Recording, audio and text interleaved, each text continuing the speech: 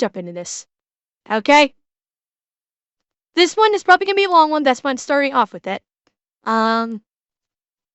We're gonna do Fat Electricians, The Black Swallow of Death, the story of Eugene Bullard. This is gonna be a long one. I don't know how much I'm gonna be reacting and how much I'm gonna be crying, because you guys have said I should expect to cry. So I don't know, but okay. Let's get into this.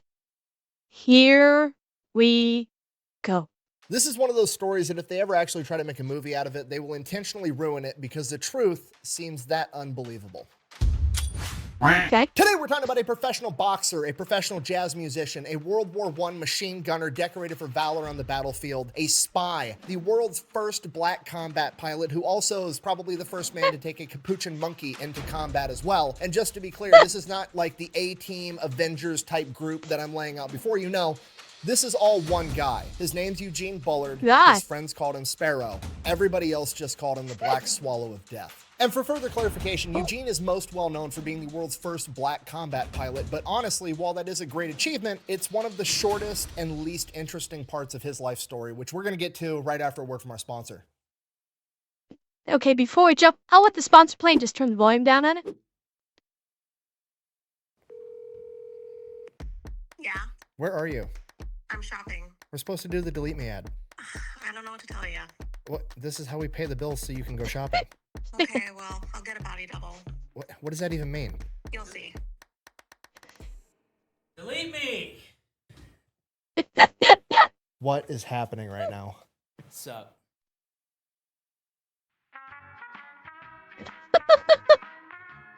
Anyways, delete me. Biggest sponsor of the channel. You guys know Okay. by now. You give them money, they make sure the data brokers on the internet are not selling your So, personal information.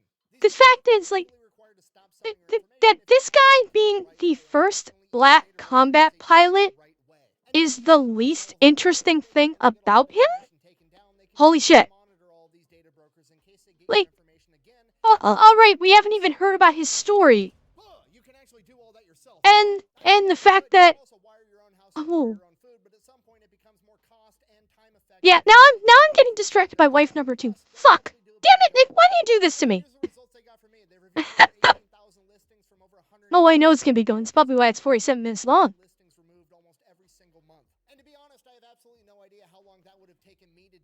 Well, that's why we watch Nick. Because Nick educates us about people that we never heard about because they don't teach us this kind of stuff in school. Oh, it's his editor. Okay, here we go. Alright, October 9th, 1895. And, by the way, guys, let me know if the volume is too low. If you can't hear Nick or any of the other videos, let me know. I can up the volume a little bit if I can.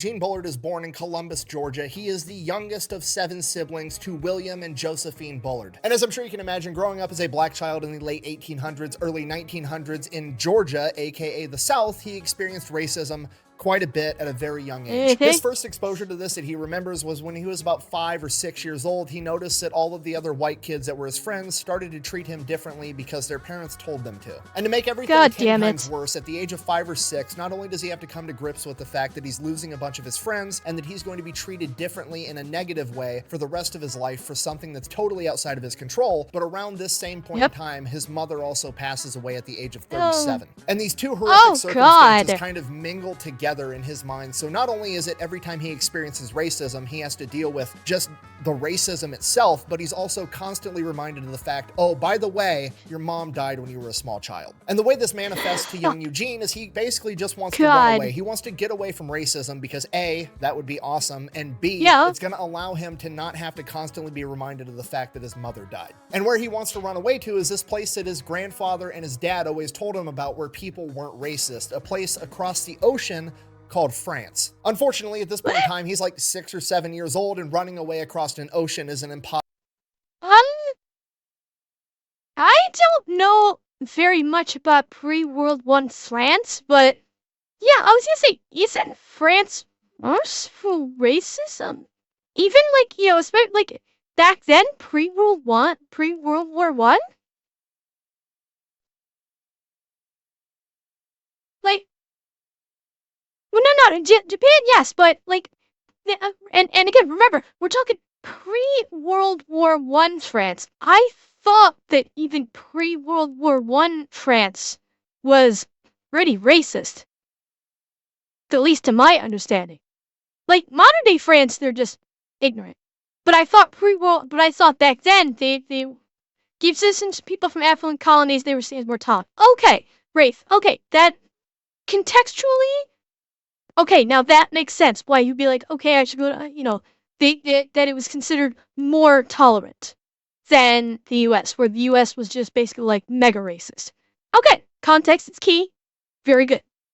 Possible task for him, so he's just gonna have to stay put and deal with it for now. And this all comes to a head about a year later when he's 8 years old. His dad gets into an altercation at work. Now, William Bullard, his dad, is a single father in the South with 7 children. He is working his ass off, doing absolutely everything he can to provide for them. And the best job he's able to get at the time is working as a longshoreman, unloading cargo ships all day long. Now, he was a big guy to begin with. He's 6'3", but after unloading cargo ships for years on end, he is like 250 pounds of pure muscle on top of it. Because of this, he gets the nickname Big Ox. Now, despite the fact that he is a physically intimidating person, he still gets fucked with a lot at work, quite honestly, because they know that they can get away with it. He's a black guy. This is the South. He's not going to do shit because he's got 7 kids at home that are going to starve to death if he's not able to take care of him. So they just talk shit to his face and they treat him horribly. And Big Ox just puts up with it because it's literally all he can do if he wants to take care of his family. And this goes on for months and months. And there's this one dude at work in particular that's always fucking with him. His name's Billy Stevens. And Big Ox just ignores him. Billy Stevens talks shit. Big Ox just turns his back and walks away. And one day, Big Ox does just that. He turns his back and goes to walk away. Oh no. Billy Stevens grabs a hay baling hook and smacks him in the side of the head with it, splitting open all the skin on his skull. And Big Ox is now bleeding everywhere. He turns around, grabs him by the neck and the groin, lifts him over his head, and throws this man off a dock into a cargo ship with a massive thud at the bottom, presumably killing him. Big Ox immediately runs to the office of his boss, Mr. Bradley, who oh no. Oh God, I already know where this is going. Oh fuck, they're gonna lynch Big Ox. Yeah, he finally snapped, but they're gonna lynch him. Oh fuck, I do not like where this is going. Alright, I'll let it cook. Who actually likes Big Ox and treats him with dignity and respect, explains what happened, and Mr. Bradley tells him, go home, lay low, I'm gonna take care of everything. Now, Stevens didn't die. Bradley drags him in his office and tells him, hey, you're not gonna tell anybody about this or you're never gonna work in this town again. You deserve that, shut the fuck up. But unfortunately, a bunch of other racist white guys that were working on the dock saw a black man attack a white man, and that night they go out to the bar, they start drinking, and they come to the conclusion that they should go do something about it. So that night, while Big Ox is at home with his 7 kids, 2 cars pull up into the driveway, at which point, Big Ox tells his 7 kids, go hide under the bed and in the closet. He grabs a double-barrel shotgun, turns off all the lights, and points it at the door as a bunch of men are banging and screaming on the door and the windows. And he's just sitting there waiting in case they break that door down. He's gonna have to fight whoever comes through it to save his kids. Literally one of the scariest situations a dad can be put in, and while that's going on, 8-year-old Eugene Bullard is hiding underneath a bed, horrified because now he's already lost his mom and he thinks he's gonna lose his dad and he doesn't know what's gonna happen to him when that happens. Luckily, all of the men banging on the door come to the conclusion that nobody's home and they end up leaving. However, this is the breaking point for Eugene. At this point, at 8 years old, oh God. Oh my God.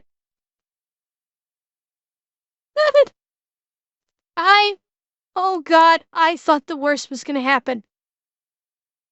I thought for sure they were gonna break in and kill his father right in front of him.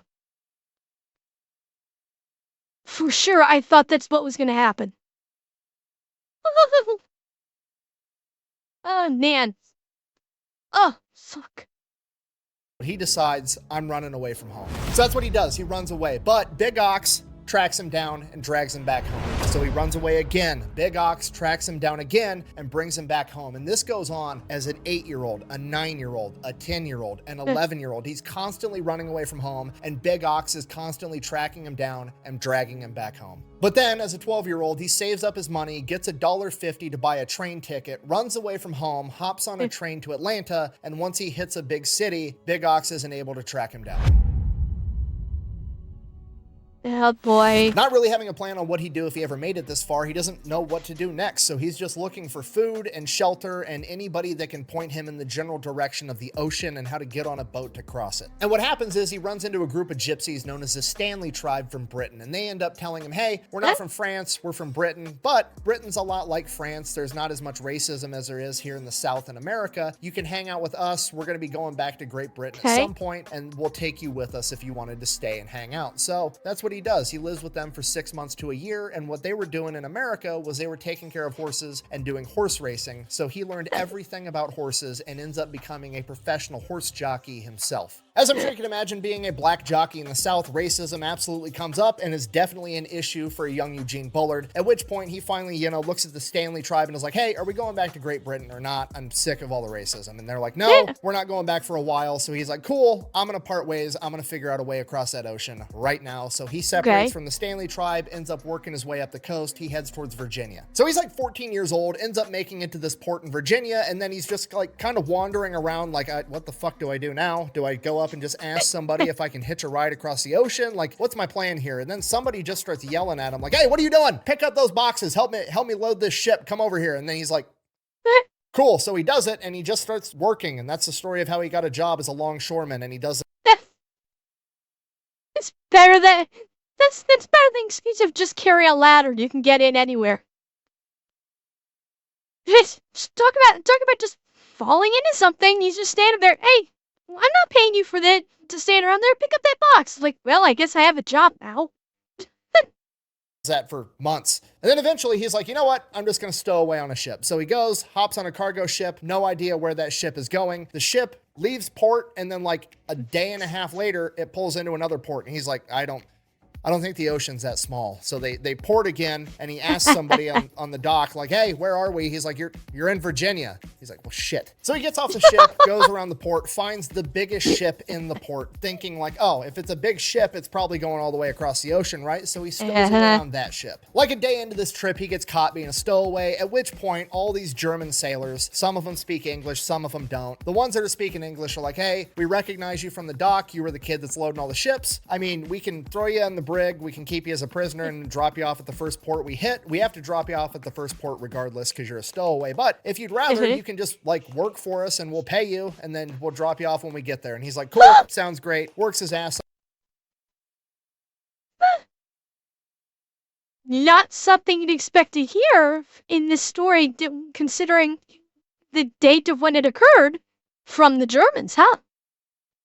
Not something you'd expect to hear. Yeah, well, what it goes to show is that Germans as a people were not that people. And yes, it is also pre-World War I, although I missed the date of when he was 12 years old. I missed that date. Did anybody catch the, when the date was of when he was 12 years old? Like how many years before 1911? Okay, so that was what? Crap, I'm trying to remember my history. That was what, about 15 years before World War I think?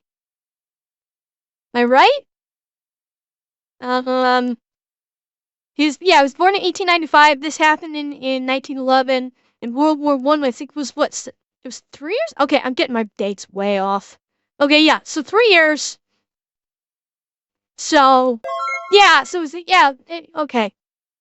It was like 1914 to 1925? What am I thinking? It was 1925. God, I have so many dates rattling around in my head, it's hard to get them straight. Okay. Okay, but yeah, so this was like 3 years before World War I. And my guess is there probably wasn't even tensions yet. So it's like, people are like often in it's a fallacy, unfortunately. A lot of people back during, this time period, when they hear around the time of World War I or around the time of World War II, and someone says the word Germans, they immediately think of bad guys. When they weren't.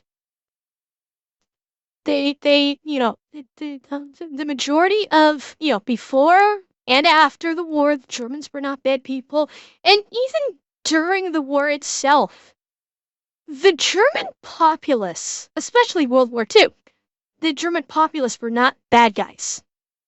It's a fallacy that the German populace writ large were bad guys when they weren't. And so it's just, I'm rambling about this, I realize I'm rambling about absolute nonsense right now. But it just made me think about it. It's like, it's a cargo ship, a German cargo ship. And it's like, it's World War I. They must be bad guys. And just made me sort of think, well, no, they're not all bad guys. And it wasn't even during the wartime. It's just close to it. And it made me think of that. And I'm rambling. So I'm going to continue on now. Off, everybody on the crew ends up loving him, and because they're all German, Eugene actually ends up learning how to speak German. So he works for the entire voyage. They end up in Scotland. They end up paying him $25 in earned wages. They give him clothes, a bunch of supplies, everything they can, because they do like him. And he ends up just walking off the dock into Scotland with basically nothing to make a new life for himself. Now, Scotland at this point in time, definitely different from the South in America. Most of the people there, not really racist at all. However, they'd also never really seen a black person. So everybody just calls him Jack Johnson, who was the world heavyweight champion at the time. That was a black man, probably the most famous black man in the world at this point. And everybody just associates him with Jack Johnson. It's not because he's black, though, right? What? Okay. No, I don't think so. Not really knowing what to do, he ends up being a street performer for a little while, and then he goes back to being a longshoreman full-time, earning a decent wage. And you gotta remember, he's like 15, 16 at this point. He's finally going through puberty, and he's being a longshoreman unloading cargo ships all day long. So he just gets absolutely jacked, just like his dad. So he's working Monday through Friday on the docks, and then on the weekends, he's being a street performer. And then one day he sees this one performance where there's like, the big bucket of water, and you're sitting on the thing, and somebody throws a ball, hits a target, and then dunks the person into the water. And he's like, oh, I'm gonna try that as like the only black guy these people have ever seen. I bet I'll make a ton of money. So he gets a dunk tank set up, calls the thing Dunk the Darky, and the entire time he's sitting on. Okay, chat. It's not racist if he called it that himself. Just remember that. It's not racist because he chose the name himself. Remember that. Like, the plank or whatever it is that he's sitting on that's going to drop out when the target gets hit. He's just talking shit to everybody walking by. So he starts making a ton of money. I mean, all the street performances that he did well because he was the only black guy around, and that was a spectacle in that of itself. But now that he's sitting there talking shit to people, the first time these people have ever seen a black man, and he's talking smack to their face, and they get to pay $1 and then dunk him into water, like, he makes a ton of money. And then he ends up turning it into like this Tootsie Pop type situation, like how many licks does it take? He's like, oh, I've been dunked 9 times tonight. You better try for the 10th, and maybe that'll be the one that's enough to wash the black off me, and then I'll look like the rest of you motherfuckers. The arc. I'm rewinding that because a couple of you guys have ads. So I'm gonna rewind it because that is a freaking trolling that is so, especially for the time period, is fucking based. But this guy has got the mouth. Okay, this guy has the gift of gab, as I've heard, as it's been said. He knows how to shit talk. He knows how to sell. He knows how to market, and he knows how to get people. He knows how to draw people in. That much is clear. Oh, Hefe, do not insult the Gen. Well, no, not the Gen X. Maybe okay. Gen X, I'll allow. For a second, I was misthinking you were saying Gen Z, but Gen X, I will allow. Gen X still has got some wit. I'll give him that. Yeah, and right, that's it exactly. Thank you, anonymous gifter.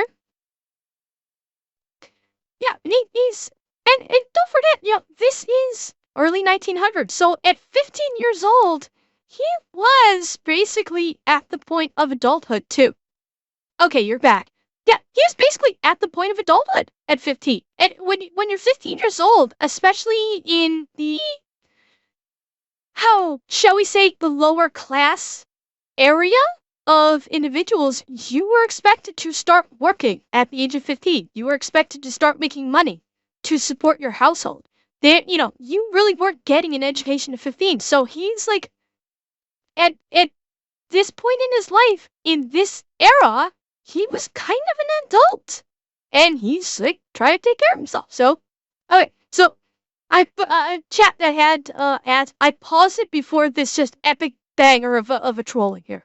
Pop type situation, like how many licks does it take? He's like, oh, I've been dunked 9 times tonight. You better try for the 10th, and maybe that'll be the one that's enough to wash the black off me, and then I'll look like the rest of you motherfuckers. This thing ends up making him so much money that just working Saturday night, he makes more money than his entire salary as a full-time longshoreman. So now, he's holy like, fuck shit, it, I'm just gonna do this Friday, Saturday night. I'll make more money, and then I have the entire week free to go do something else. So now that he's got all this free time on his hands, he's like, okay, well, what do I want to do now? Do you know what's funny, chat? You want to do something kind of funny? That's kind of paralleling my life in a weird kind of way. I work Monday through Friday. And then I stream. And I mean, with what comes in from streaming, largely because of you guys, I'm like, it's kind of the same for me. Right now. It kind of is. I don't have the guts to do what he's doing to say, well, fuck it, I'm just gonna do this. I'm taking things more cautiously, but I'm kind of in the same situation. That's kind of fascinating.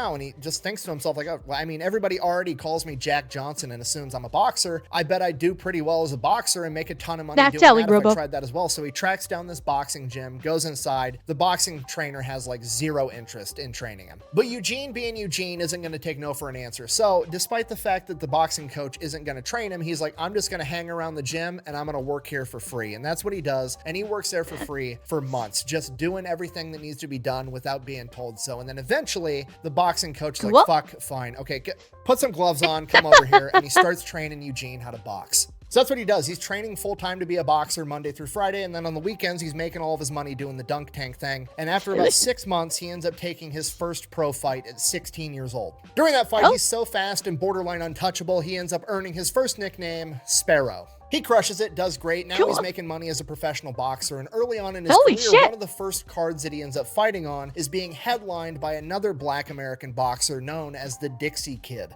His real name is Aaron Lister. He is the world welterweight champion. Chat? This may sound a little bit crazy, and I promise it's not, you know what.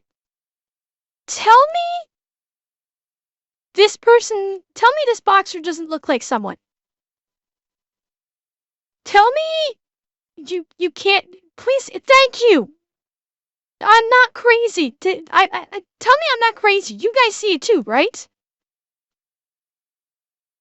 Please tell me I'm not crazy, and God help me, please tell me I'm not being, like, racist. Like, he does, like, does he look kind of like Mike Tyson?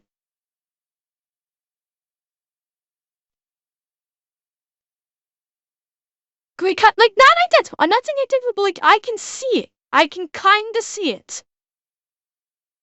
Okay. Thank God. I'm like, oh God, should I say this? Or am I going to sound like I'm being, like, very bad? But yeah, like, it kind of, sort of, it looks a bit like him. Okay. So he's basically fighting the Mike Tyson of his day in more ways than one.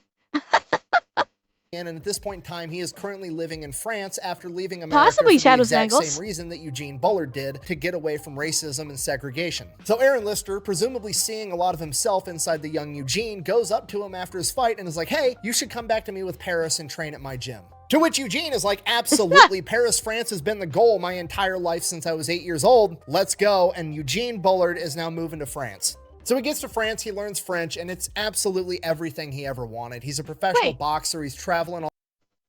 So not only is he become a professional boxer, this fucking 16-year-old kid has learned 2 languages.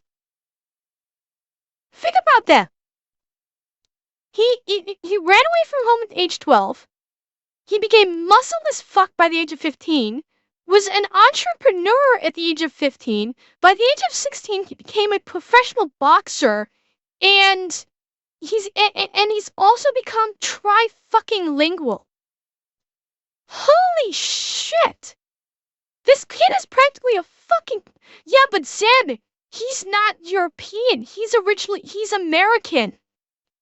He's only been outside of America for like 4 years. So for an American to be trilingual, especially in the early 1900s, and he was like living in the poor South. This kid he's full fucking package. He's tough and he's smart. All over Europe. He also picks up being a jazz musician and a street performer. He's living his dream. He's getting to travel around, do what he wanted, and people don't treat him different because he's black. He actually ends up training with a bunch of other famous black boxers that are living in France for the exact same reason, including Jack Johnson, the world heavyweight champ. Unfortunately, like all dreams, you have to wake up eventually, and Eugene's wake-up call would come in August of 1914 when the Germans would invade France. At this point in time, Eugene is 18 years old, and he absolutely wants to go fight for his new adopted home. So he goes to the military recruiting office, shows up, and they're like, cool, where's your paperwork? And he's like, I literally have nothing. I left home when I was 12 years old in Georgia with nothing but $1.50 in my pocket. I don't have anything. So they basically kick him out and tell him that he can't join. So he starts asking around how he's going to be able to join and help fight and defend France. And he ends up finding out about the French Foreign Legion. If you don't know, the French Foreign Legion is pretty much exactly what it sounds like. It is foreigners that fight on behalf of France. All the people that do it have a different reason for doing it. Some of them believe in what France is fighting for and they want to join that fight. Some of them are idealists. Some of them are just looking to get a new start, and they go and they serve in the French Foreign Legion for a couple of years, become a French citizen, and adopt a new identity. So Eugene goes and he talks to the French Foreign Legion. Unfortunately, he's not going to be allowed to sign up for a couple of more months until he turns 19 years old, which is exactly what he does on October 19th. He goes in on his 19th birthday, signs up for the French Foreign Legion, and not quite a militia. I don't think I would qualify it as a militia ride yet. A militia sounds... It's not quite right, because this is kind of done with the... I want to say the French Foreign Legion is done with the blessing of the French government, because the conclusion of your service with the Foreign Legion gets you citizenship with France. So obviously France is involved in the Foreign Legion. So yeah, Romsberg, that's probably a fair assessment. The French Foreign Legion is sort of like a branch of the French military. So yeah, exactly. It is an official part. It's not a militia. It's not a PMC. It's basically a branch of the of their military. And I mean, it's kind of like Starship Troopers in the service guarantees citizenship. If you serve in the French Foreign Legion, if you facilitate a tour, you get citizenship with France. So it's kind of like that. It's basically like, okay, prove to us you can be a citizen of France. Fight for us in the Foreign Legion. Which, honestly, not a terrible idea. Honestly. It is a division of the U.S. military ride yet? Yes. It is kind of the equivalent, although they were active. They were not like, they're obviously, the French Foreign Legion were not reservists. They were active military. It's sort of like, okay, the French army is the French army, and then the Foreign Legion would be like the Marines, or the Navy, or the Air Force. It's another branch of the country's military. That would probably be the best kind of example of it. goes straight into training. Now, the French Foreign Legion is pretty well known and very prestigious, and their training process and their qualification process is known to be extremely tough, and a lot of people don't make it through to become legionnaires. But at the end of the day, this is Eugene Bullard we're talking about, right? He was a professional horse jockey at the age of 12. He's been doing manual labor with grown men since he was 13, and he's been a pro boxer since he was 16 years old. There's nothing that this training is going to throw at him that he hasn't voluntarily done to himself already. Okay, chat. I'm thinking of a comparison here for Eugene. I'm not going to say what it is yet because I want to let this cook some more. Don't you guys say it either. I'm thinking of of a character in popular media that this is reminding me of. Don't say it. Don't say it yet. Let it cook. We're going to let it cook. I'll let it cook for a little bit more, and then we'll say what we'll all say what we think it is, okay? But let's let it cook. So Bullard obviously absolutely crushes it, graduates top of his class, becomes a legionnaire. And because he did so well in training, he gets rewarded by getting to carry the machine gun into battle. Honestly, it's just nice to know that all the other militaries across the planet do the same exact shit. Like, oh wow, you did a great job. Here's your reward. You get to carry the heavy gun. Also, as soon as we get into a firefight, everybody's going to shoot at you first. But Eugene doesn't care. He's ready to go off and fight for his new home, France. Really? He is part of the 3rd Marching Corps of the French Legionnaires, and they receive orders to go to the Western Front near the Somme River in November of 1914. So they take off marching on foot, and they reach the Western Front by early December, and according to legend, one of the first things that Eugene Bullard is told to do is to go and guard one of the flanks during a major German offensive where he needs to hold the line to keep all the other legionnaires from being overrun on the flank. Bullard's manning his machine gun, cutting down wave after wave of German, while the rest of the men in his team run back and forth, getting more and more ammo for Bullard to continue doing this. This went on for so long, and the gun got so hot that it actually boiled off all of the water in its water cooling system. And the gun overheated entirely and was no longer operable. Okay, this is not good. The Germans are still coming. There's no time to run off and get more water, and they can't hold this flank with just bolt action. What's he gonna do, chat? Eugene is about to do something. Tell me he's not gonna start going hand to fucking hand with these guys. This is good? Okay. Okay. Let's let it cook. Rifles. They got to do something, and they need to do it fast. So Eugene, thinking quick, does the only thing that comes to mind. He climbs out of the trench, stands up in front of his machine gun, opens up the water coolant tank, and proceeds to piss into it in front of all of the Germans. And that's what I call high-quality H2O. And somehow, thankfully, he doesn't get hit. I don't know if that's divine intervention. I don't know if the Germans had also never seen a black guy, so they were just taken off guard by seeing this dude jump out of a trench and piss into a machine gun, you know, like what?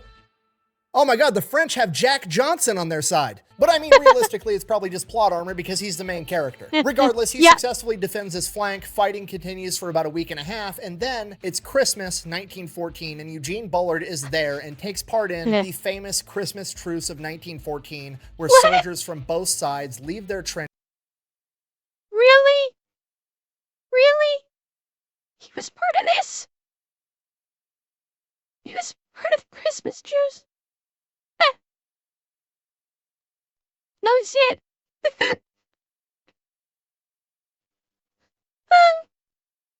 Oh God, the Christmas Truce story always gets me crying.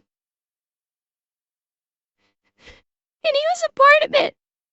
No, Bigglesworth, I have. It makes me cry every time I hear about it. I know, we watched it. We've watched it. And I cried during that one too.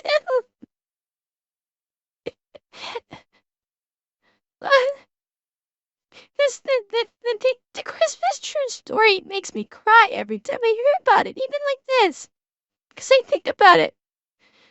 Oh, okay. Okay.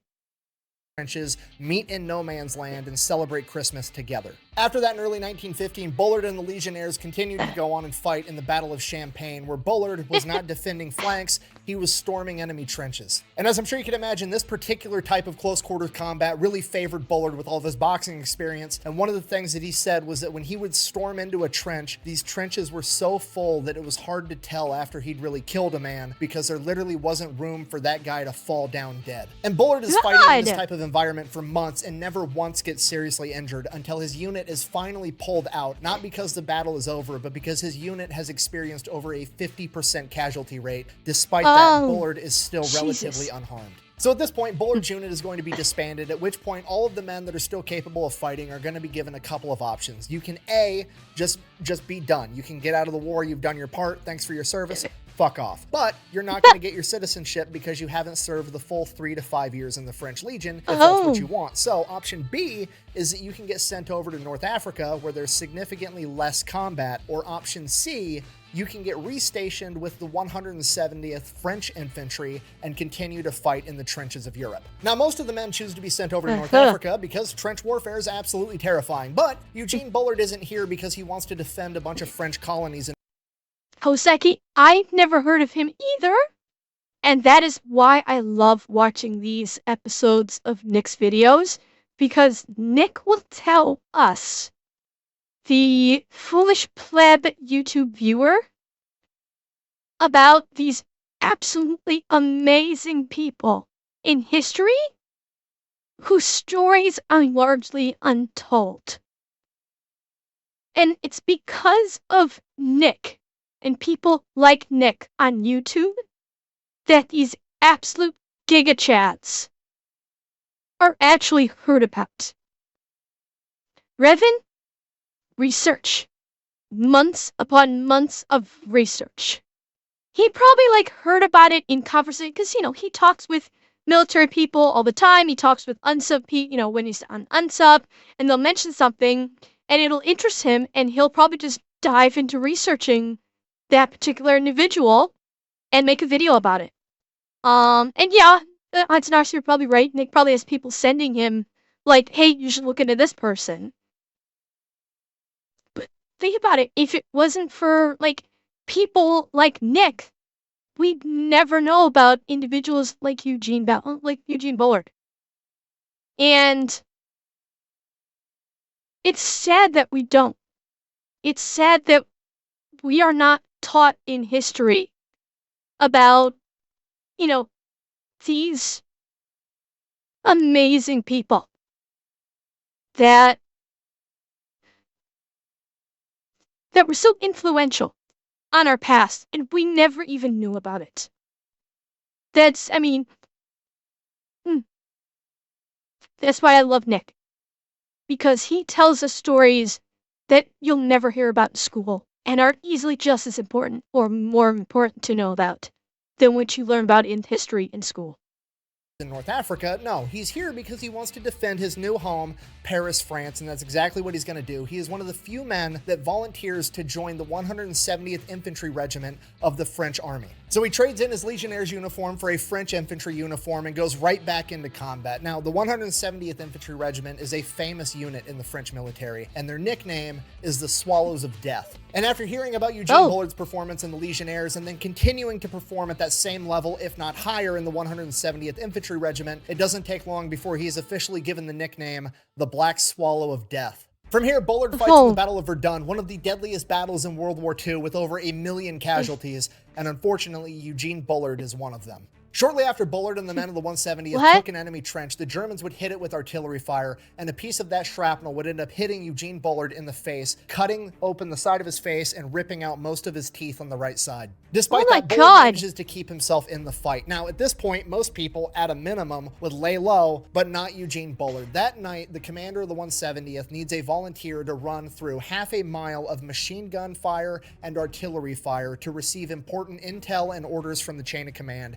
and bring it back to him, and Bullard volunteers to lead the group that does it. Bullard, despite his injuries, manages to get this done and is actually put up for the French Croix de Guerre because of it, which is the equivalent of a Bronze Star. The very next day, Bullard is hit with artillery again, fracturing 2 vertebrae in his back and blowing off a chunk of his thigh that required 90 stitches to shut. He's sent back to Paris, where for the next 8 months he is going to have facial reconstruction surgery, he's going to have rehab, and desperately try to regain his ability to walk. While undergoing treatment, he obviously meets a bunch of other soldiers that were also wounded, one of which was a commandant in the French Air Force, and he recommends to Bullard, if you're not going to be able to go back and be a ground-pounding infantryman...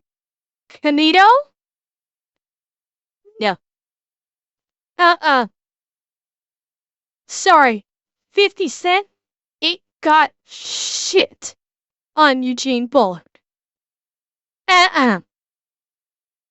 Hate to say it, but no. Not even close. Maybe you could be a machine gunner in a plane. You don't need to walk and run around for that, and since your leg and walking is no longer your strong suit, you can still shoot machine guns. Why don't you go to aerial gunnery school? I can make it happen. I'm a commandant. So that's what Bullard does. He requests to go into aerial gunnery school, and he is granted that request, considering the fact that he already has a Croix de Guerre and a bunch of other French service medals, and he is going to be going to aerial gunnery school, but he's got a couple of weeks to leave where he can go out and hang out with his friends in Paris before he does that. And one of his friends was this guy by the name of Jeff Dixon. He was this rich dude that lived in Paris, and when they were out drinking one night, he ends up betting Bullard $2,000 that he can't become the world's first black combat pilot, and Bullard accepts the bet. Now, does Bullard have $2,000? No, but he is the main character, and he knows he's going to make it happen either way. I'll make that deal. How about you, Yudovich? You make that deal? I'd make that deal. Damn good deal. So Bullard goes off to aerial gunnery school, and as luck would have it, on his very first day there, he runs into a pilot by the name of John Navarre, one of France's very first ace pilots ever, who's a huge boxing fan and is actually a fan of Eugene Bullard. No. And he ends up helping Bullard get into the pilot program. Okay, did the planets just fucking align on the birthday of Eugene Bullard? Like, this man was born under, you know, a serendipitous star, for God's sake, at this point. With everything that's happening to him, like, a couple of these, I know we've heard about, excuse me, I know we've heard, like, other stories that Nick has told us about, of other famous people. Honestly, like, I'm already realizing, like, the majority of the rest of the people that Nick has talked about, it's, like, the same thing. It's, like, these people were, like, I just don't, like, they all suffer from main character syndrome and the most interesting man in the world syndrome at this point, and that's not a bad thing, either. Like, holy shit, the top ace pilot just happens to be a boxing fan of his. Like, exactly, yeah, he's kind of like a lot of these guys are, but yeah, Eugene is like another real-life Forrest fucking Gump. Getting him through the pilot program, taking him under his wing, and teaching him everything he knows. So Bullard graduates pilot school, becomes the world's first black combat pilot, and just for the record, pilot school at this point in time is absolutely terrifying. You gotta realize, fighter planes in World War I are all single-seat aircrafts, okay? There's no, you get to go up in the air with a co-pilot that knows what they're doing, and they can talk you through it, and if something goes wrong, they can recover the controls from you. No, it's like, once you go up, it's all you, bro, that's it. Okay, most of us had to learn how to drive with a driver's ed teacher running the brakes and potentially the steering wheel, and How ironic that that we're talking about Eugene Bullard and shows that clip from Gone in 60 Seconds with what's his name in the passenger seat. Oh yeah, Kaibo, highly underrated movie. that's just going forward, backward, left, and right. He's going forward, backward, left, right, up, down, and there's wind on what amounts to a fucking kite with an engine attached, okay? Absolutely terrifying, but he manages to do it. Now, what do you do when you're in the military and you graduate a tough course or do something impressive? That's right, you get some leave, you go out and you drink with your buddies, and that's exactly what Eugene Bullard does. He goes back into Paris, tracks down Jeff, and is like, hey, I'm the world's first black combat pilot, where's my $2,000? Jeff, man of his word, pays up. And this is my favorite part of the story, because now, according to legend, they go out on the town, they get absolutely hammered, and at some point, Bullard ends up winning a capuchin monkey in a game of dice. So you wake up the next morning, you've got like $1,800 in cash. You know what? I will allow it. As crazy as this man's life has been, I 100% believe that he won a capuchin monkey in a game of dice. I absolutely believe this. 100%. Out of everything in this man's life so far, this is the least crazy thing out of all of them. Yeah, it's like when the Marines won their double duck. cash left, you've got a capuchin monkey. What do? Obviously, you pay money to have a custom monkey-sized leather bomber jacket made and a set of goggles and a little headset so that your monkey can go on all your missions with you. Oh, and then you gotta name him, obviously. So we named the monkey Jimmy. And then because flying around with a capuchin monkey wearing a bomber jacket and goggles isn't enough style points, we're also gonna get a custom paint job on our plane of a heart with a dagger going through it that says all blood runs red across the side. Now, Jimmy and Eugene are only actually on active flight duty for like 90 days, and during that time, he claims to have shot down like 5+ planes, but the problem is how you get a confirmed kill during World War I is actually really difficult. Yeah. You essentially had to shoot down an enemy plane over your territory so that you could go and actually track down the wreckage. If you shot down an enemy plane and then you shot them down over enemy territory, or if you shot them down over your territory and they managed to limp their plane into enemy territory, they couldn't confirm that that plane was downed, so it never actually counted. So while you They literally had it's out of bounds, it doesn't count. Oh my sweet fuck. These are adult combat pilots working off of goddamn kindergarten playground rules. Fucking hell. Yeah, I do vaguely remember something about, I think it was in the Night Witch, was it the Night Witches video? Where they was talking about you needed to have a ground observer to be able to see it also. I do remember something about that. Eugene did shoot down somewhere between 5 and 7 enemy planes. None of them could officially be confirmed because the wreckage didn't make it onto friendly territory. However, 2 of them were probable, meaning that another friendly pilot witnessed him shoot down and heavily damage the enemy plane before it went into enemy territory. So after 3 months and 25 missions, Eugene goes out to the bar one night and he is wearing his appropriate uniform with all of his medals. And at this point, Eugene has done a lot for the French military and he's been appropriately awarded for it. He has the Croix de Guerre, he has the Wound Medal, their equivalent of the Purple Heart, and he has like, I believe, 13 other medals on his chest, more than most soldiers have. Because of that, a racist officer at the bar that night goes up to Eugene and accuses him of basically stolen valor, saying that he's wearing medals that he didn't actually earn, and the altercation escalates. Oh no. Oh, that is no. I don't care if it's in France. You do not accuse a fucking war hero of stolen valor. I don't care who the fuck you are, I don't care who the fuck they are. Unless you have something to back that shit up, you do not accuse a goddamn war hero decorated of stolen valor. That is, unofficially speaking, a crime punishable by unaliving. Unofficially. Until Eugene Bullard ends up knocking him the fuck out. Now, despite the fact that that guy totally deserved it, he is a superior officer and Bullard did in fact strike him, and the sentence for that is 5 years of hard labor. However, considering the circumstances and the fact that Bullard was so well decorated for battle, they decided that they were not going to sentence him to 5 years of hard labor. They were instead going to send him back to the 170th Infantry, where he would then basically be a glorified janitor for the rest of World War I. And to make things even worse, at some point during this period in time, Jimmy, his loyal capuchin monkey, does end up dying from influenza, and the entire military base has a funeral for him. So yeah, Jimmy dies and Eugene... Oh, that's so sad. Jimmy died. It's sad. And it wasn't from old age either. He died from influenza.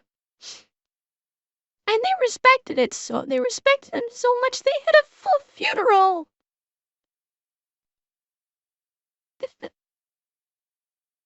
Yeah, it's sad.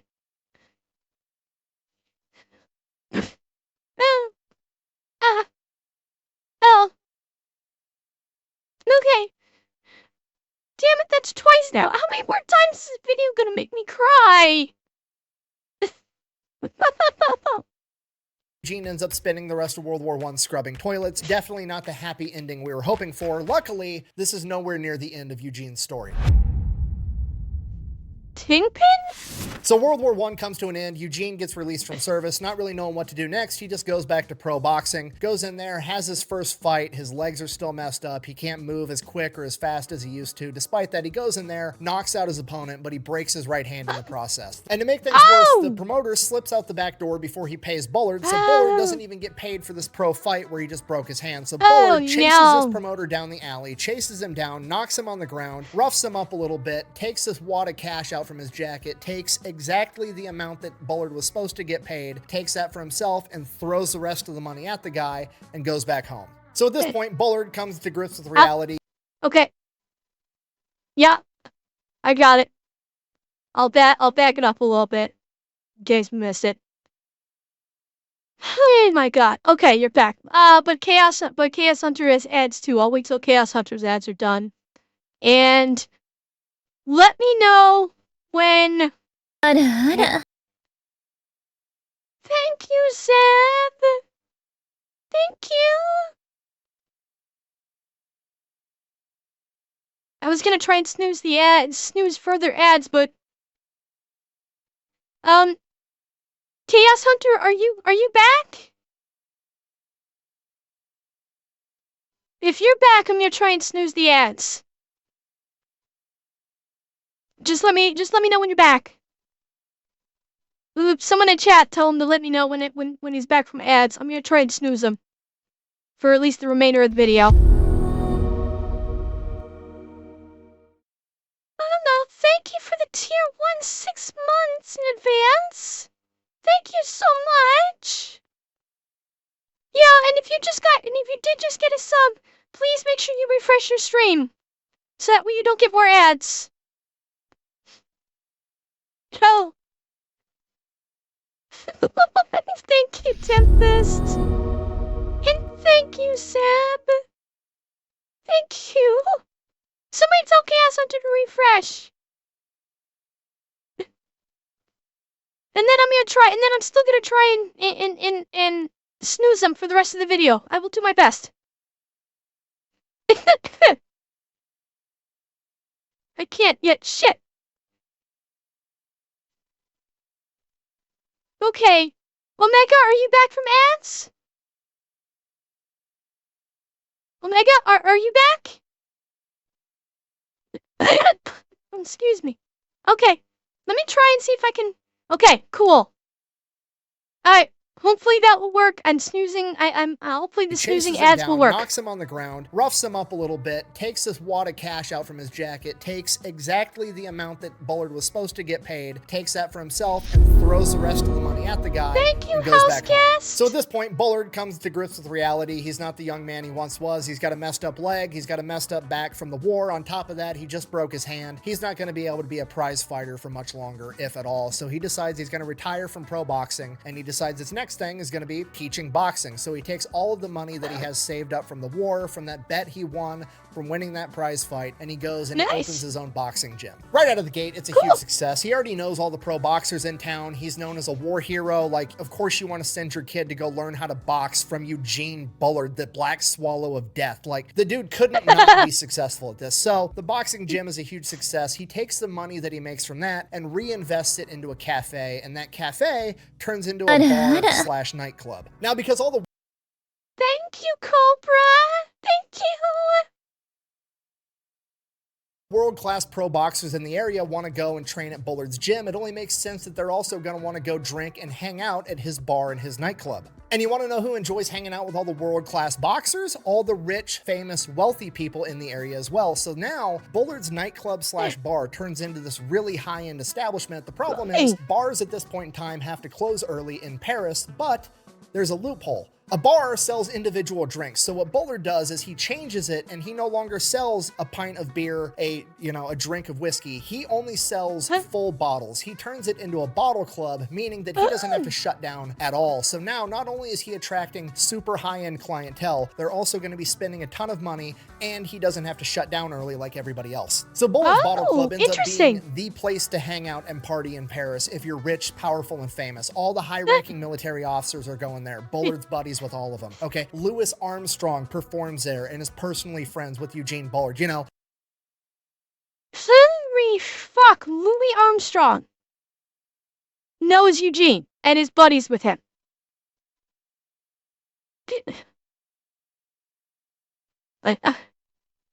Okay, right now I'm not seeing Kingpin. Because Kingpin kind of feels like a different connotation. Cheerwell 100, Cheerwell 100, Cheerwell 100, Cheerwell 100 raw. Bits for train. Thank you, J10. Cheer 100. Thank you, Turkey Duck. Louis Armstrong, the famous jazz musician that sings It's a Wonderful World. Josephine Baker performs at his club. And if you don't know It's a Wonderful World, it's I see trees of green, red roses too. I see them bloom for me and you, and I sing to myself, what a wonderful world. That's Louis Armstrong. Who was like the it girl at this point in time, okay? F. Scott Fitzgerald is his personal friend, the guy that wrote The Great Gatsby. Hemingway ends up hanging out there so much that he based a character off of Eugene Cheer 100, Bullard. what a The fact wonderful that most people world. have no idea who Eugene Bullard is, despite the fact that he's like one of the biggest main characters of all time, is absolutely insane, okay? Not only are all the other main characters from all over the world flocking to his nightclub in Paris to hang out with him, but people that are seemingly nobodies, that are just adjacent to him, somehow, seemingly through divine intervention, go on to also become humongous main characters. Because you want to know who the dishwasher is at Eugene Bullard's Bottle nightclub? Oh my God, who? Fucking Langston Hughes, one of the most influential people of the 20th century, is doing dishes in the back at Bullard's club. So Bullard is like the pinnacle of social society in Paris at this point in time. Like, Holy fuck, this... I'm trying... This man is the fucking Tony Stark of the early 20th century with all the people around him. Back then, if you had a famous club, you knew everyone. Cheer 100. The very true, Revan. Yeah, like, you know, nightclubs like this were... You actually... Thank you, Hethe. That, and Rev, you're absolutely right. Like, back in the early 1900s, all the way up probably through the first, like, quarter of the 1900s, the nightclub owners had a tremendous amount of power. Because they hosted people of influence and power. If you had a really hot spot nightclub, all the people of power and influence and fame would want to come to your establishment. Cheer 100. His main character energy was so powerful, he was spawning more main characters. Basically. And so yeah, like you say, okay, think about wait, no. Not Maltese. Fuck, what was the bogey movie? Casablanca. God, I can't believe I almost forgot that. Think about Casablanca. Bogey's character is the nightclub owner. In World War II, with Nazi occupied Casablanca, but he still held a tremendous bit of power. Thank you, anonymous gifter. And so, having a popular nightclub gave you that kind of Cheer power. 100. Thank you, Frankie. And how many of you guys saw the Ministry of Ungentlemanly Warfare, the Henry Cavill movie that came out not long ago? It had who was it? Had Henry Cavill, Alan Richardson. Basically, part of the premise for that was, I forget where it was located, but they had basically gotten a club owner to help them because he had a very popular club. Both armies drank at this club. Both the Nazi Party army and I think it was the Portuguese army. I don't remember exactly, but because the club was so popular, he held a certain amount of power and sway to get things done. He had a lot of contacts, and for club owners in the first quarter of the 1900s, you got that. So Eugene just basically took that and jumped it to the nth degree, which is incredible. And oh, he goes, "Thank you for the gift hits." Yes, and they actually showed that. They did show that. In the song, they did show Ian Fleming being part of it. I don't think they showed Christopher Lee though. Like, everybody wants to hang out at his nightclub. He's a war hero. Everybody knows who he is. So during this time, he also ends up falling in love and marrying a woman by the name of Marcel. And Marcel is basically this heiress to this super rich French family. So they end up dating for a while. They end up getting married. Everything's going great. They decide they're going to start having kids. She ends up giving birth to Bullard's son, who unfortunately passes away at 6 months old from pneumonia. This scars Bullard for the rest of his life. Despite that, they do end up trying to have more kids. And in 1924, they're lucky enough to have a daughter, Jacqueline, and then again in 1927 they have another daughter, Lolita. And for the next couple of years after that, he's living the dream. He's getting everything that he hoped that he was fighting for. He's getting to have breakfast and lunch with his daughters every day before he goes off to work to run his nightclub. He has this, wife that they're fortunate enough that she gets to be a stay-at-home mom, and everything's going great. Unfortunately, when Marcel's parents pass away, they end up leaving her a fortune, at which point she gets a little bit tired of her husband always working at this nightclub all the time. She's super rich, and she just expects him to sell the nightclub, live off of their fortune, and they can go to the opera and just have fun for the rest of their life. But that's not who Eugene Bullard is. He wants to work for everything that he has. He wants to punch his own ticket. He wants to make his own way. He doesn't want to live off of another man's fortune, so he refuses to do it. This ends up causing a rift between Bullard and Marcel, and eventually she would end up leaving Bullard and both their daughters. Bullard ends up telling his daughters that the mom actually passed away. I'm not sure why. I'm assuming it's because the mom wanted nothing to do with them, and he thought maybe that fucking cunt. Fuck that bitch. Fuck her with a barbed wire wrapped dildo, no lube, no pain meds. How the fuck? Okay, things don't work out with your husband, fine. How are you going to abandon your fucking daughters? That is absolutely despicable. I was actually not expecting it to go this way. I thought for sure that she was going to divorce him and take her daughters with her. And try to take his kids away from him.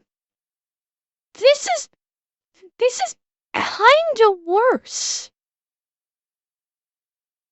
Like, I don't understand how anyone can do this.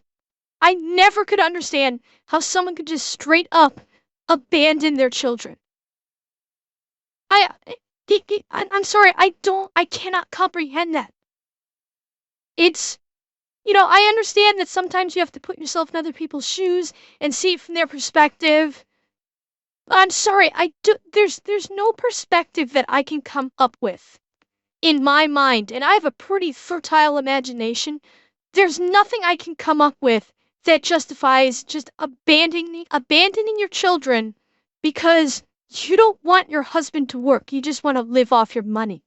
So I'm going to abandon my kids. The only explanation, which is not a good one, mind you, the only explanation I can think of is she just wanted to have fun. She just wanted to just jet set around fucking Europe or whatever, spending money willy-nilly, just having fun day and night, and she didn't want a family holding her back. Well,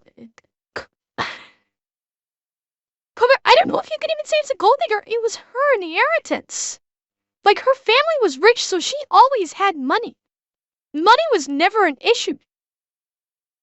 I just think that now that she had full control of the fortune, she'd want a family holding her back from just having fun. She was an irresponsible, cold-hearted cunt. That's it. And no justification, in my mind, is acceptable for abandoning, okay, your husband, we've heard about that often enough. You're a bitch for doing that, fine. But abandoning your children? Fuck no. Fuck no. There's absolutely no excuse. She is a horrible person. Maybe it would be easier for the daughters to come to grips with the fact that their mom got sick and died and not their mom just doesn't want them anymore. Regardless, Bullard now finds himself in the very same situation that his father was in, a single dad looking out for his kids in the world. And if that wasn't bad enough, as time goes on and we get further from World War I and closer to World War II, more and more travelers are coming into Paris. You have Americans that are coming back to the place that they had fought in World War I to visit, particularly a lot of white men from the South that think that they can act exactly how they act in, I don't know, Mississippi or Georgia at the time. Oh, and they think that they're God. going to be able to come over to Paris and fuck with anybody that happens to be black, particularly Eugene Bullard. And to be So, chat, let's be honest. Yeah, not a whole fuckload has changed these days, has it? American tourists still go to foreign nations and act like complete asshats. Not all of them. I'm not going to blanket statement and say all American tourists do that, because they don't. But enough do. Enough American tourists go to other countries. I wasn't even going to bring Johnny into this. It's not, and I'm not even going to go that far. It's not that they're chaos. It's not like they're deliberately trying to cause chaos like Johnny is. Johnny was deliberately trying to cause problems. He was a chaos streamer. That was his entire thing. But a lot of American streamers, the biggest complaint is they just go over to foreign nations and they act like brawny, like body brash, dumb fucking Americans that just think they can act the same way in a foreign nation as they do in America because America. And so, like, not a whole lot has fucking changed, has it? to come over to Paris and fuck with anybody that happens to be black, particularly Eugene Bullard. And to be completely honest, it pretty much never works out for him. They all get their ass whooped by Eugene Bullard, and then the cops show up, and they are like, oh, wow, now the black guy's gonna get arrested because he had the audacity to hit a white man, and that is not the case, because the cops show up, and they're like, oh, what's up, Eugene Bullard, kingpin of Paris that everybody loves? Is this another racist asshole that tried to beat you up because you're black? Yeah, cool, we'll arrest his ass. And this happens like damn near hundreds of times. In addition to that, there's another demographic of racist people coming into town, the Nazi Party, and he's not putting up with their bullshit either. Until he does. Oh. And the reason he starts putting up with...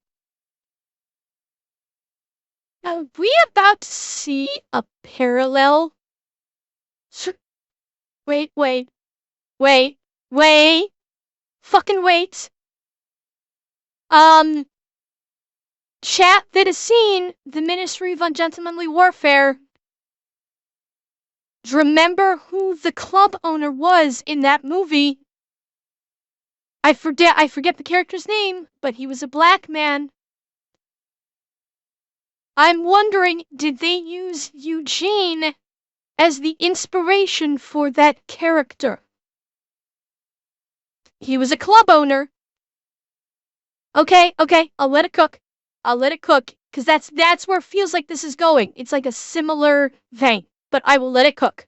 With him is because he realizes he's a perfect spy and he starts working with the French resistance. You see, his high-profile club attracts high-profile Nazi officers, and they view him as just some dumb black guy. He definitely can't speak French and German and English, so they can just say whatever they want in front of him because he's not going to be able to understand what they're talking about. So he eavesdrops on high-profile Nazi officers all the time and reports it back to the French resistance. And he's so effective at it, they actually end up assigning him like a full-time French resistance spy. Her name is Cleopatra Terrier, or as everybody calls her, Kitty. In addition to working with Kitty, he also starts to get Josephine Baker, the famous woman I mentioned earlier, to start being a spy as well. Now, the problem with that is him catering to Nazis kind of pisses everybody off, and he can't just go out and tell everybody like, hey, I'm actually being a spy and setting them up. So he just kind of has to like let everybody think that he's being friendly with the Nazis when that's not his goal at all. So the general public's kind of pissed off at Eugene, and this all comes to a head when this drunk gangster comes staggering into his club at like 2 p.m. asking where Bullard is. So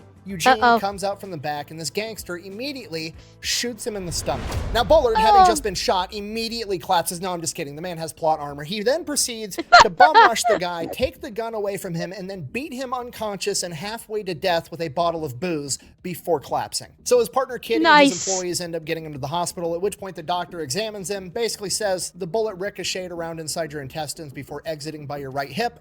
You're like 99% gonna die. I'd start getting your affairs in order. Sepsis is gonna set. He ain't gonna die. God will not let this man die. in soon.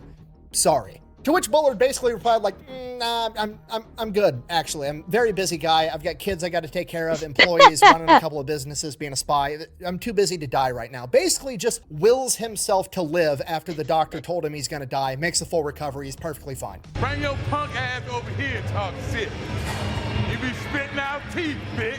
Now, the gang that the shooter was a member of was actually hardcore anti-Nazi, and they were working with a branch of the French resistance, but it was a different branch than what Bullard was working with. No. So they basically put a hit out on Bullard to have him killed because they thought he was a hardcore Nazi sympathizer. Not realizing that they were on the same team the entire time, and the whole thing was just one big miscommunication. So the gang members apologize profusely. Whoops. They pay him off and beg him not to press charges. They give him a bunch of money, you know, to make up for all the money that he lost by not being able to operate his club the entire time, at which point Bullard is like, I mean, okay, I guess, and that's pretty much it. So Bullard goes right back to doing what he was doing. He's running his businesses, he's being a spy, everything's going fine, and then one day from the French resistance, he gets word that, hey, the Germans they're kind of onto you. They don't know exactly who you are, but they do know that one of our top spies is a black dude that either runs or works in this nightclub, and he's like one of our top guys, which kind of narrows it down to you, so just be aware of that. But it's not really an issue because the Germans haven't invaded France until they do, and as soon as that happens, now it's a humongous fucking issue. So after the Germans invade France, he basically has to board up all his businesses. It's impossible to run a business in France at this point in time. And at this point, he has two options. He either has to A, cut and run, flee to a different country, or B, at the age of 44, he has to go get a gun and fight the Germans. And this is Eugene Bullard. So he goes, tracks down the 170th Infantry Regiment, his own unit, and he's going to go fight with them. He takes a couple of $100, gives the rest of his life savings to his partner Kitty, tells Kitty to watch after his girls until he comes back, and if he dies, get his girls somewhere safe. He loads up a... Oh my... The main character energy is strong with this one. And yeah, Kimito, couple that up with it. Aw, shit. Here we go again. And Nuke Man, thank you for the follow. And King Frankie, thank you also for the follow. A 50-pound backpack with wine, cigarettes, and sardines, which is basically beef jerky, and heads off to the front line to link up with the 170th at the age of 44 years old. Okay, can we just take a minute to appreciate what a fucking gangster Eugene Bullard is? Like, the Germans attack, everybody else is fleeing the country, and his immediate knee-jerk reaction is like, I need a big backpack, I need cigarettes, booze, canned meat, and money for more cigarettes. I'll find a gun along the way. I'm gonna go fight these motherfuckers again, double or nothing. At the age of 44. Yeah. So that's it. Bullard sets off. He's going to go rejoin the 170th and fight the Nazis. He gets about halfway there, and then suddenly all the people are headed the other direction, including a bunch of wounded soldiers. The 170th has been completely wiped out. So Bullard's like, okay, cool. I'm going to turn around too. I'll head back to Paris, check on my kids. I'll find out where a different army unit is, and then I'll go join them. So he gets back to Paris. Germans already have control of it, and it is under complete lockdown. He can't even get in there to check on his kids. Now, there's still pockets of resistance, so he starts asking around, finds out that there's a big unit right outside of Lyon, so he heads that way, ends up linking up with some of the soldiers there, at which point he's like, okay, I'm just going to join you guys. They're like, you're kind of old. You need to go talk to the major in charge. So they send him that way. He goes to the major, walks in. Sure enough, it's a guy that he fought with at Verdun. This major immediately recognizes Bullard as the complete badass he was from World War I, immediately promotes him to sergeant and gives him control of a machine gun squad. He then sends him out to this smaller village outside of Lyon so that they can defend it. On their way there, they get ambushed by the Germans and they get hit with German 88 artillery fire, and it ends up killing 11 men, wounding 16, including Bullard. One of the shells lands about 10 feet from him. It launched him 40 feet through the air and smacked him into the side of a building, shattering one of the vertebrae in his neck, breaking multiple ribs, messing up his entire side, and obviously giving him a humongous concussion. He gets drug out by one of the medics. He comes to in a hospital, at which point they're like, dude, we're going to get overrun by Nazis at any minute. You're a black American that's fought against them in World War I and World War II. If they catch you, they're going to kill you on the spot. You need to get out of here. So he grabs his stuff and just starts limping his way to Biarritz, where the American embassy is, so he can get a passport and hopefully get sent over to America, where he's going to be safe. He walks all through the night, gets about halfway there, and then in the morning, there's this field, and out in this field, there's this soldier sitting up against a tree with a bicycle. So he walks out. It's a French soldier, so he's like, you know, hey. Cheer 100 Eugene. No, it is only a flesh wound. Well, I think it might have been actually more than a flesh wound. It's just, at this point, you know, my guess is he was in the hospital enough to recover to basically haul ass, and he probably wasn't 100% recovered by that point either. It's just he needed to get the fuck out, or he really was gonna die, and you know what? Desperation can give a person some serious fucking strength.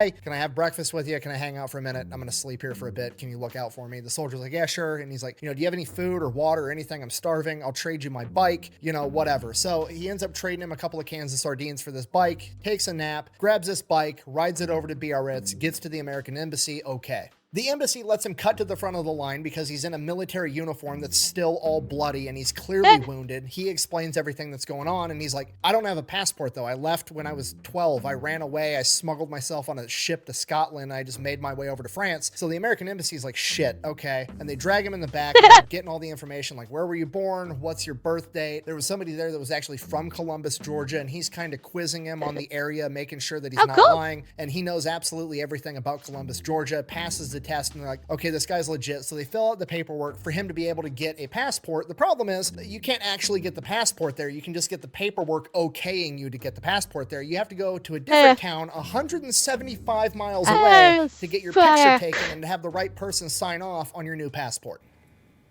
I'm going to die. Now, at this point, you would think, surely, you could, I don't know, maybe hook a guy up and fucking make it work. But no, absolutely not. This is the government. We have to stick to our bureaucratic nonsense.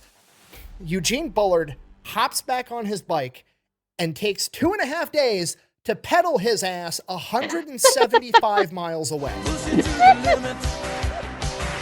He finally gets there 2.5 days later. They're closed because everybody's out at lunch. Typical oh my fucking god nonsense. So he takes a nap and they show back up from lunch, gets his passport, does the paperwork, gets his picture taken. The whole thing takes like 3 hours. Comes back outside. He's going to pedal his ass back 175 miles. Somebody stole his fucking bike. So now he walks 175 miles back. No, fucking god. Oh my god. So first he has main character energy. Starting at the age of 12, he's main charactering his way through life up until the age of 44. And I think what happened is when he hit the age 44, his main character energy bank was too low. It needed to recharge. Okay, this happens. He needed a recharge period. So instead, the wacky, unbelievable comedic things meter kicked in, and so now we are into the life of comedy, life of comedic errors and events, energy portion of his life. That has to be where we're at right now. It's going to take a little while for the main character energy bank to recharge, and until then, we must make do with the comedic character energy. So we'll go with that. I'm just kidding. He actually steals somebody else's bike and rides that back. Okay, look, I'm here for it. There's only one thief in the army. Everybody else is just trying to get their shit back. Them's the rules. So another 2-day bike ride, makes it back to Biarritz, gets to the embassy. They immediately put him on his way back to America. He has to go through Spain, then through Portugal. The entire trip takes like 2.5 weeks. Wait, what about his daughters? What? Okay, did I miss something? What about his daughters? He's heading back to the United States. What about them? Okay. I didn't. I was worried. Okay, I was worried I missed it. That was mixed up. I was worried I missed something that Nick said about the daughters. That's why I was like, wait, hold on a second. What the fuck? And Sir.Cop, thank you for the follow. Alright, I'll let it cook. Cheer 100. Thank you, Mia. I'll let it cook. I was worried that, like, I missed something that Nick had said. Okay.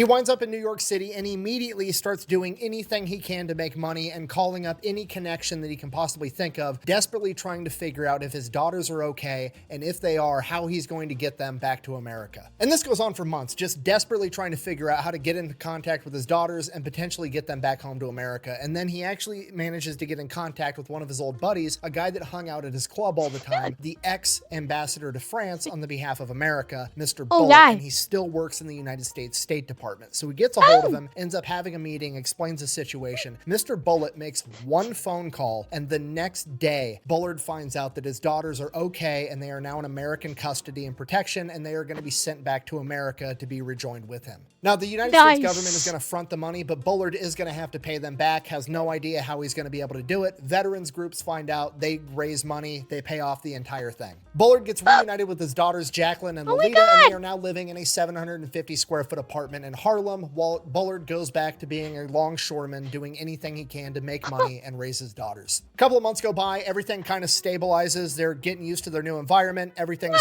starting to look good, so naturally, Bullard, being Bullard, goes to the recruiting office of every branch of the United States military, volunteering for service because he wants to go back and keep fighting the Nazis. They politely decline. So Bullard just keeps working, keeps raising his daughters. This goes on for years and years, and then eventually his daughters grow up, they get married, they move off and do their own thing, and he is now just in this apartment by himself. After World War II came to an end, he tried to reestablish his rights of ownership to his gym and his nightclub. Unfortunately, nothing ever came of it. He was at least able to get France to recognize his military service, so France was now paying him a military pension for being a veteran. So Bullard's just kind of working, doing his thing. Then the 1950s roll around, and one of his old buddies hits him up, a guy by the name of Louis Armstrong, one of the most famous jazz musicians of all time, and is like, hey, I'm in New York. I need a backup drummer. My guy's sick. Do you want to come out? I got to do some recordings. So Eugene Bullard is actually on recordings with Louis Armstrong being his drummer in like multiple songs. He's literally like the Black Forest Gump. Like he's done so much random, incredible shit. God fucking damn it. He said it. He said the thing. He said the thing that I said earlier. God damn it, I should have known Nick would say it. I should have known he would say it. Yeah, he said the thing. Nick said the thing that I said.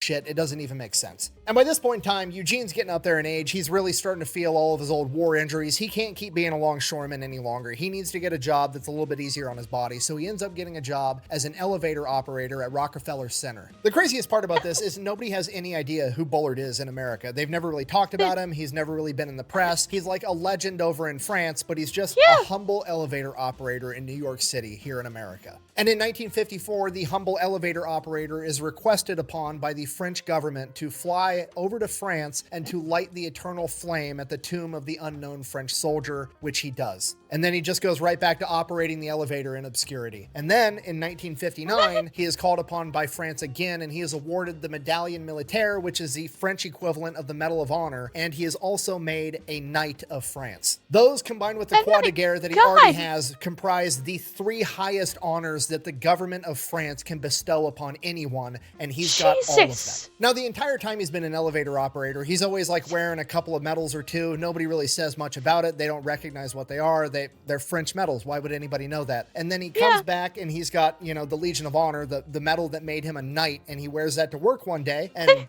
there's this guy, his name's Dave Garroway. He's the host of the Today Show, a very, very popular show at the time. And he hops in the elevator with Gene again for probably the 1000th time. And for whatever reason on this day, Dave Garroway recognizes that medal. And he's like, Gene, what is that? And he's like, oh, it's the Legion of Honor. It was just awarded to me recently. And he's like, what? And Gene, just being Gene, is like, yeah, I fought in World War I and World War II. I was the first black combat pilot ever, you know, so I kind of have some medals. At which point Dave Garroway is like, do you want to get interviewed like today, like right now? And Bullard's like, I mean, I'm working. I'd have to find somebody to cover my shift. And he's like, I'll make a phone call. Trust me, you're fine. Just come on. You're going to get interviewed on live TV right now. So he goes on live TV for 15 minutes in his elevator operator's uniform. The whole thing goes viral for the 1950s. He ends up going on a bunch of other news shows. They all request that he wear his elevator operator's uniform because it's like kind of the shtick, I guess. But regardless, he gets his 15 minutes of fame and people finally start to know and recognize who he is.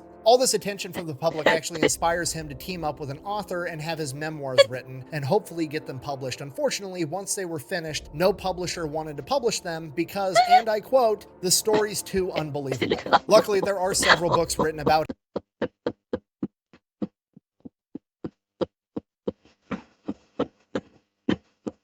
Man.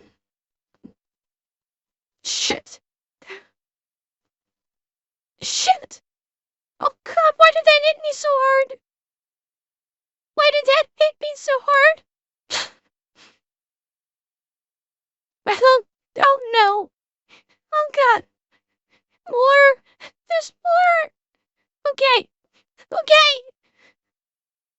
him. Both of them are called All Blood Runs Red, one by Henry Harris and one by Phil Keith. From here, he has one last moment in the sun. The president of France comes to America for a trip, and they're making a huge deal out of it. There's a parade when he gets here. They're like, you know, filming him, and everybody's watching him go to Saks Fifth Avenue to go shopping, and he's got this speaking engagement at this auditorium with like 5,000 people. And Eugene Bullard shows up to this speaking event, and the president, when he walks in, the crowd's cheering. He locks eyes with Eugene Bullard and he sees him, and the president walks straight up to him and says, "Are you Eugene Bullard?" To which he says, "Yes, Mr. President, I am." And he goes to shake his hand, and the president kind of swats his hand away and pulls Eugene in for a bear hug and says, "All of France owes you a great debt," as everybody cheers. And it's just, it's the perfect moment. Like, it's the end of Lord of the Rings. It's perfect. My friends, you bow to no one. Shortly after this, he is unfortunately diagnosed with a very aggressive form of intestinal cancer that would rapidly bring about the end of his life. 3 days after his 66th birthday, he would pass away. The last person to visit him was the author of his memoirs, Louise Harden. And when she got there, he was unconscious, in bed, laying down, hooked up to a breathing tube. And she's kind of crying quietly, and he must have heard her, because the last words that he ever said was he woke up, pulled out his breathing tube, and said, "Don't fret, honey, it's easy." The dude can't even die without being a complete badass about it.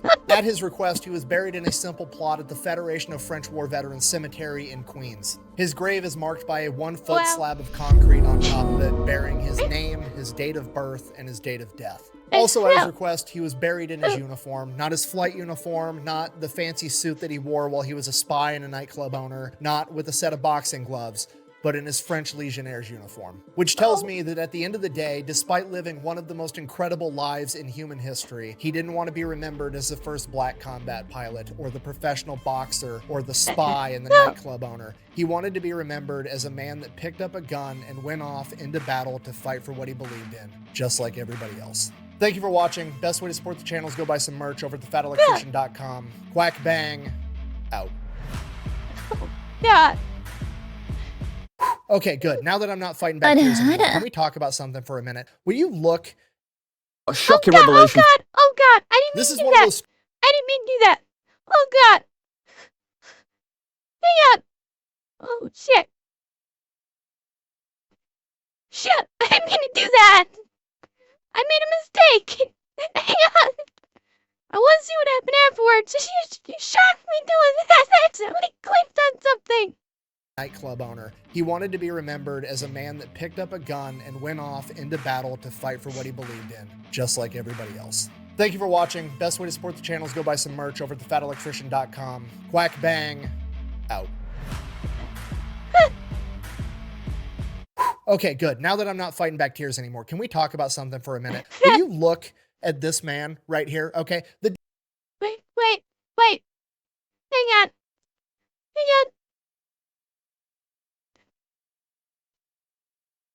Okay. Yeah. There. Tears anymore. Can we talk about something for a minute? Will you look at this man right here? Okay. The dude has done like 12 different chapters of his life, and all of them are infinitely more badass than anything I will ever do. And he has the audacity to look like a professional male model the entire fucking time he does it. This is outrageous. Okay, I gotta go like hug my kids or something. I feel like I've accomplished nothing with my life after telling that story. Oh no, Nick. You're a wonderful teacher. Nick, you're a great teacher.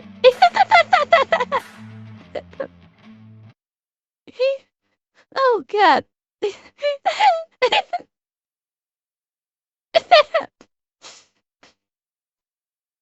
Oh God. Oh. Yeah, you guys were right. You guys were right. It made me cry. I kinda did too, F8. I did too. Oh God. Ah. Oh God. Oh. Oh God. Okay. Well, you guys said I was gonna cry, and you were right. Cheer 100 cheer 100 breath kitty is okay I'm crying with you. I'm okay. I'm okay. And G10, thanks for the gifteds too. I got so it happened right there and I got so spooked, I guess. I started clicking stuff that I didn't need to click. Oh. Oh God. Oh yeah. Oh, but that was great. That was I mean, I was gonna be watching it anyway because I watched Nick's stuff anyway, but that was great. I'm so glad I watched that.